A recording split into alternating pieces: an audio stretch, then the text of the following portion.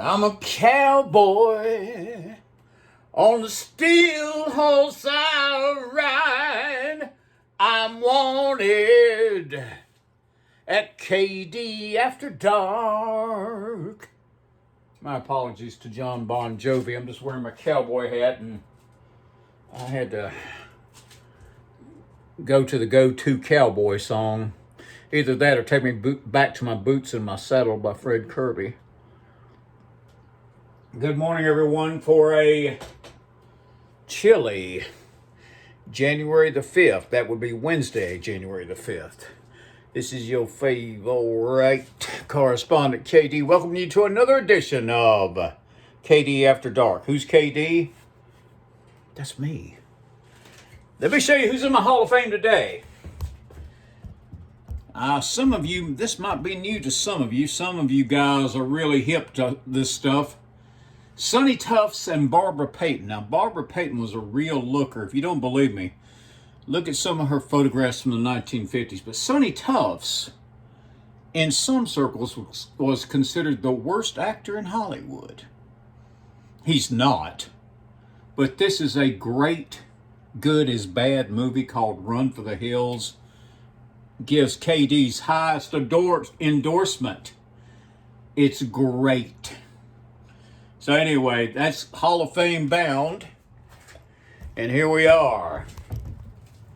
I want to show you several things and speak about several things.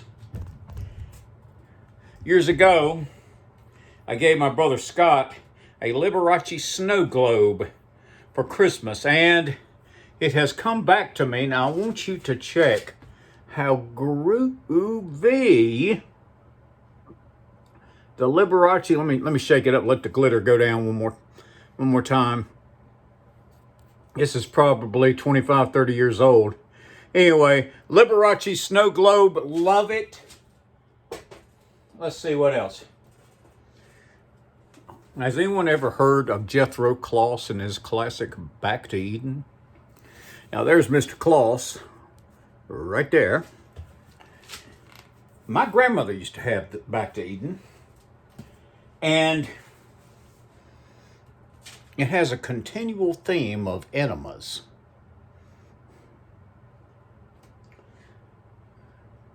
Brother Scott, Brother Eric, and myself used to get into long discussions about Back to Eden, where Mr. Kloss advocated enemas for just about everything. However, this is one thing he did say.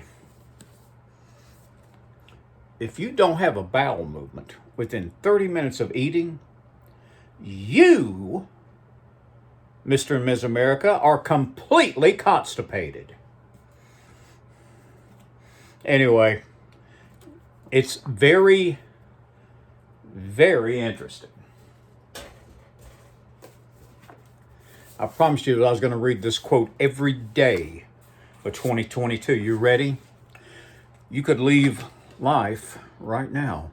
Let that determine what you say and think. Marcus Aurelius just happened to be a Roman emperor, a Stoic philosopher, and this is his book. I highly recommend Meditations by Marcus Aurelius. I want to go back to 1971, Never a Dull Moment, the year that rock exploded.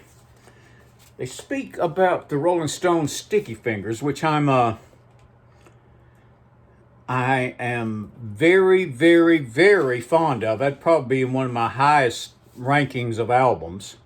They're speaking about the song Brown Sugar off that album. Brown Sugar was the key single of 1971. I recall Saturday nights that summer turning up to shabbily furnished North London fire traps, smoking Benson and Hedges, and a copy of that yellow labeled mono single with the protruding tongue on it, which I remember very well. Nights that often climaxed with the sound of brown sugar rasping and rattling from somebody's lovingly assembled and nervously guarded component stereo. Love the way they wrote that. In a sense, it was the Rolling Stones' last proper hit. Brown Sugar was an old-fashioned jukebox record. It worked because it had the power to move a room, any room. Since most 45s tend to be bought by people who like the record more than they like the band, single sales measure the popularity of the music, whereas albums sales measure the popularity of the act. Among those people who laid down their money for that single, effectively an EP with the addition of Bitch. Boy, what a great track that is. It's still a staple of the Stones' live set, well, up until recently. And when he sings it, he often changes the line. Hear him whip the women just around midnight, or you should have heard him just around midnight. I never would write that song. I'd probably censor myself, he said many years later. Sticky Fingers is also one of the Stones' most influential albums. The boho cowboy pose that people associate with the many airs of Graham Parsons, the frayed country singer that's apologetically referred to as alt country, began with Dead Flowers, which has been covered by the new writers of the Purple Sage, Cowboy Junkies, Steve Earle, and anybody else who ever wore buckskin, and Wild Horses, which I have covered on KB After Dark along with Brother Woody. And I lost my place. The latter, which became one of Jagger and Richards' most covered songs with versions by Guns N' Roses, Jewel, Bush, Alicia Keys, and Susan Boyle. Just a little mention in there about Sticky Fingers. What a cool record it was. It's time for Larry Flynt, though.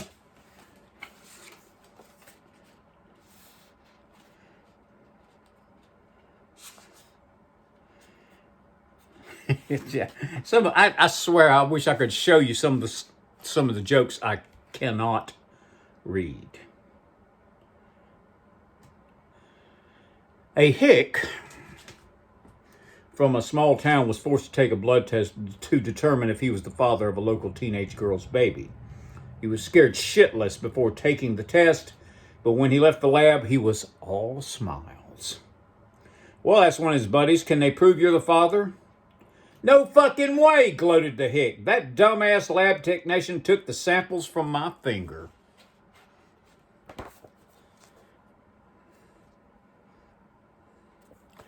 Larry Flynt and his legacy of hustler jokes. So here we are, 2022. In Western North Carolina, it's decidedly colder than it has been, which is good, actually. The fire ants are getting a little out of hand around here. We should say it together, shouldn't we?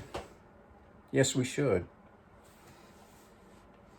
Always be nice until it's time not to be nice. Always be kind to animals. Discipline equals freedom. Never complain. Never explain. You have no unlimited time. You don't have unlimited time. There is no unlimited time. Don't you know that? And so for Mr. and Ms. America, all ships at sea and all sods everywhere, this is your favorite correspondent, KD, wishing you a great morning. Get consequential shit done. And I will see you out there.